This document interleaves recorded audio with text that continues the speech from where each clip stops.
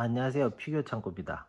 지금 이제 가게 정리가 거의 피규어는 거의 다 꺼낸 것 같아요. 굿즈 같은 거 이 장을 다 짰거든요. 그래가지고 장에다가 이제 좀 전시하는 게 남았어요. 일단은 박스에 제가 짐을 다 쌓아가지고 이제 그 박스 다 풀어서 짐 다 꺼내갖고 풀어놓은 짐들을 다시 이제 진열장에 하나씩 둘씩 이제 뭐 걸 거 걸고 이제 놓을 거 놓고 해가지고 진열을 하고 있는데 여기는 지금 이렇게 피규어 장 있는 쪽이에요. 그래서 저도 잠깐 앉아서 쉬다가 제대로 된 영상을 너무 올린 지가 오래된 것 같더라고요. 그래서 맨날 지금 한 몇 개째 매장 정리하고 매장 이전하고 그런 영상만 올리고 있는데 구독자 수는 계속 늘어나고 있어서 이 새로 구독해 주시는 분들한테 예의가 아닌 것 같아 가지고 오늘은 재밌는 이야기를 하나 준비해 봤습니다. 그래서 오늘의 주제는 미연 씨 아시죠? 미연 씨.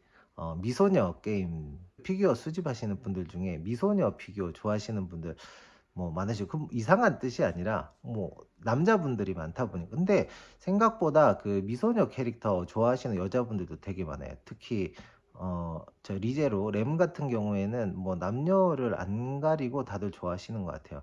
그래서 어쨌든 이 일본 애니메이션이나 게임 쪽에서 이 미소녀를 빼면은 사실은 설명이 안 돼요. 그 역사가 설명이 안 돼요. 우리나라에서도 생각해 보면 옛날에 우리가 이제 일본 만화 많이 봤잖아요. 그런데 옛날에 한 30년 전, 뭐 40년 요럴 때는 사실은 로봇류가 주를 이뤘어요. 로봇이. 흔히 많이 아시는 마징가라든지 뭐 있을까요?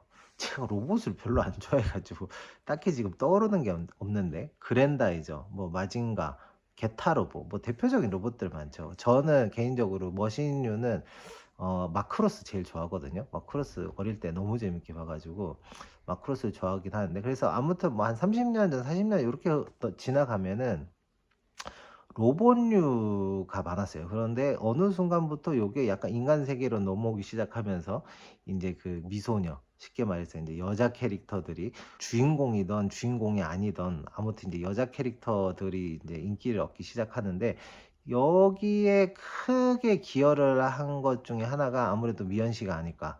네, 빼놓을 수가 없죠. 코나미의 도키메키 메모리얼 시리즈가 있는데, 그리고 코나미에서 도키메키 메모리얼이 엄청나게 인기를 끌다가 그 센티멘탈 그래피티가 나오죠. 그래서 요 두 개가 아마 대표적인 그 미연식 게임이 아닐까. 근데 이 센티멘탈 그래피티 같은 경우에는 그 도키메키 메모리얼이랑 약간 다른 의미에서 큰 의미를 지니고 있는 그런 게임인데, 왜냐면 코나미의 이제 도키메키 메모리얼 같은 경우에는 미연식 게임의 어떤 부흥을 이끈 네, 그런 게임이라고 한다면, 이 센티멘탈 그래피티 좋아하시는 분들도 많이 계시긴 하시겠지만, 이 센티멘탈 그래피티는 이 미연식 게임을 막을 내리게 만드는, 근데 그 장르 자체를 망해버리게 만드는 그런 게임이었어요. 왜냐면 그 센티멘탈 그래피티가 그 도키메키 메모리얼 나오고 나서 어디서 만들었더라? NEC 채널인가요?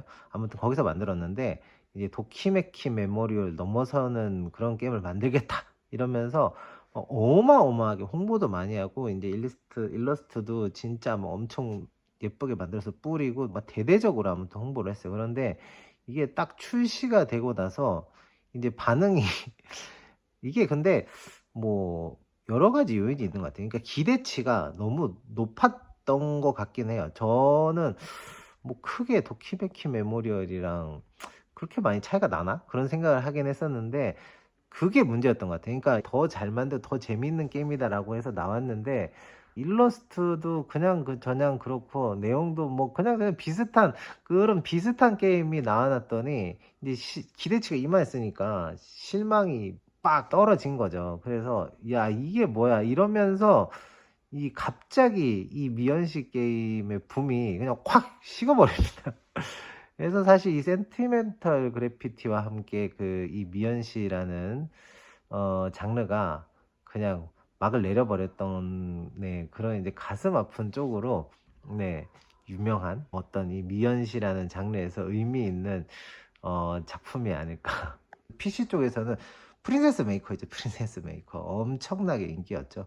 그때 왜냐면 또 그때는 일본 게임이 그렇게 한국에 이제 정식으로 들어오던 시기가 아니었기 때문에, 그 어떤 일본 게임에 목말라 하시던 분들이 이제 프린세스 메이커가 PC판으로 나오면서 많이들 즐기셨는데, 아무튼 그래서 이 미연 씨가 지금의 어떤 일본 애니메이션 게임 하면은 떠오르는 이미지, 그 예쁜 소녀들, 요런 이미지를 이제 정착시키는데 어마어마하게 큰 역할을 하지 않았나. 그런데 이 우리나라에서 미연 씨라는 말에 대해서 좀 혼동이 있는 것 같아요. 뭐냐면 우리나라에서 물론 이제 아시는 분들은 다 아시지만 미연 씨라고 하면은 쉽게 말해서 야한 게임 생각하시는 분들이 많죠. 옛날에는 또 이제 해적판, 일본에서 해적판으로 이제 그런 게임들이 굉장히 많이 들어와 가지고 하시는 분들이 많았었는데, 사실은 미연 씨는 그런 게임이 아니고 그야말로 미연 씨가 뭐의 준말이냐면 미소녀 연애 시뮬레이션 게임, 요거의 준말이에요. 그래서 그냥 연애 시뮬레이션 게임을 미연 씨라고 하는데, 일본에는 이제 동인 문화가 엄청 활발하잖아요. 그러다 보니까 일본 애들이 약간 좀 이제 성적으로 개방적이다 보니까 어떤 이제 그런 거를 이용해서 좀 야한 게임을 많이 만들다 보니까 좀 이미지가 그렇게 굳은 감이 없지 않아 있기는 한데, 사실은 미연시라는 건 그냥 연애 시뮬레이션 게임이에요. 그래서 주인공이 어떤 이제 여성 캐릭터, 미소녀 캐릭터들을 상대로 스케줄을 짠다든지 뭐 어디 데이트도 하고 뭐 하고 놀고 하면서 주인공에 대한 호감도를 높여가지고 연애에 성공하는, 쉽게 말해서 여친이 되는 뭐 이제 그런 게임을 미연시라고 합니다. 사실은 어떤 거랑 혼동이 되냐면 그 시뮬레이션 게임이잖아요. 미연시라는 말 자체 시뮬레이션 게임이라는 뜻인데, 어드벤처 게임이 있어요. 이 시뮬레이션 게임은 뭐냐면 쉽게 말해서 내가 자유롭게 실제로 내가 생활을 하는 것처럼 이제 게임을 플레이하는 그런 거를 이제 시뮬레이션이라고 하는데, 어드벤처 게임은 사실은 스토리 라인이 정해져 있어요.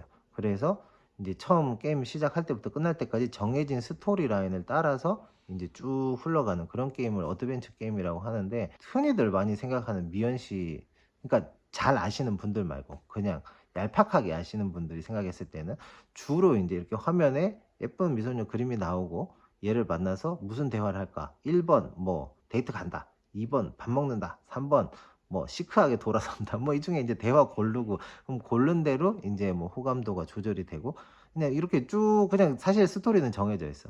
그대로 그냥 쭉 가는, 미연시라는 이름을 달고 많이 나오기도 했어요. 근데 사실은 그거는 시뮬레이션 게임이 아니고 어드벤처 게임이에요. 그래서 뭐 노벨 게임이라고 하나요? 뭐 그런 장르가 있어요. 그런 거는 이제 어드벤처 게임 장르고, 실질적으로 그 시뮬레이션 게임이라고 하는 건 자유도가 굉장히 높습니다. 프린세스 메이커 해보신 분들은 잘 아실 것 같아요. 그 공주 키우잖아요. 그래서 결말이 다양하죠. 사실은 이 공주가 뭐 거지가 될 수도 있고 공주가 될 수도 있고 뭐 기사가 될 수도 있고 종류가 되게 다양하잖아요. 결말이 엄청 다양하거든요. 그래서 미연식 게임도 사실 그런 게임을 시뮬레이션 게임이라고 합니다. 어드벤처 게임들이 팔아먹는 애들이 자꾸 미연시라 그러고 내다 보니까, 이 어드벤처 게임은 사실은 스토리 라인이 정해져 있고 소위 말하는 그 야한 게임 파는 애들의 목적은 야한 그림을 많이 보여주는 게 목적이잖아요. 그런데 이제 뭐 예를 들어서 플레이어가 이게 자유도가 다양해가지고 전혀 야하지 않은 방향으로 가면 내가 기껏 그려놓은 야한 그림을 하나도 보여줄 수가 없잖아요. 게임하는 사람은 실컷 하고 나서 뭐야 이거 그림이 노멀한데 이런 인기가 없기 때문에 스토리가 정해져 있어요. 대화를 어떻게 하든지 간에 이 게임은 야한 쪽으로 흘러가게 돼 있어요. 그러다 보니까 이제 사람들이 많이 오해를 하는 게 아닌가, 좀 아쉽죠. 더 얄팍한, 쉽게 말해서 뭐 게임이나 일본 이런 문화에 대해를 전혀 즐기지 않는 사람들이 언뜻 봤을 때는 미연 씨 이러면 저 씨 또 야한 거 하고 있네, 자꾸 화면에 야한 그림 나오고 저 뻔한 얘기 아니야, 옷 벗기고 막 그런 게임이네, 이렇게 생각하는데 진짜 지대한 일조를 하지 않았나. 그 게임들이, 어드벤처 게임들이, 그 동인 문화라는 게, 그래서 이 미연씨 게임을 즐기시는 분들을 어떤 나쁜 사람으로 매도하게 만드는, 네, 그런 계기가 되지 않았나. 지금 한 40대? 많이 가면 50대 정도 되셨던 분들 중에 남자분들, 뭐 여자분들도 있을 거라고 생각을 해요. 아마 이 세 개 중에 하나는 즐겨 보시지 않았을까. 그 미연씨 장르는 사실 그 코나미라는 회사 아시죠? 아까 말했던 도키메키 메모리얼 그 게임 처음으로 만든 회사인데, 그 라이센스처럼 갖고 있어요. 그래서 사실은 아무나 쓸 수 없는 걸로 알고 있는데, 사실 뭐 그냥 쓰죠. 저도 몰랐는데 찾아보니까 그 코나미에서 그 독점권을 갖고 있다고 하더라고요. 그런데 뭐 그 독점권을 이용해서 뭐 어떻게 하고 있는 것 같진 않아요. 그 피규어 한번 찾아볼까요? 얘들이 이제 도키메키 메모리얼 등장 인물들이에요. 많이 아시죠? 학교에서 이제 뭐 그 주인공이랑 연애하는 그런 게임인데, 센티멘탈 그래피티 같은 경우에는 피규어가 그 인기에 비해서 별로 출시된 피규어가 없어요. 그래서 지금 저 같은 경우에는 이런 거 이제 굿즈들 몇 가지 이제 제가 갖고 있거든요. 이거는 배지인가? 메타로 바지. 네, 배지네요. 이런 거. 굿즈가 그렇게 많지가 않아요. 굿즈 같은 거 이런 게 많이 생기기 전에 유행했던 장르라서 그런 건지, 그 당시에는 로봇유나 이제 뭐 전대물, 전대물이 아니고 전대물 큰일 날 뻔했네.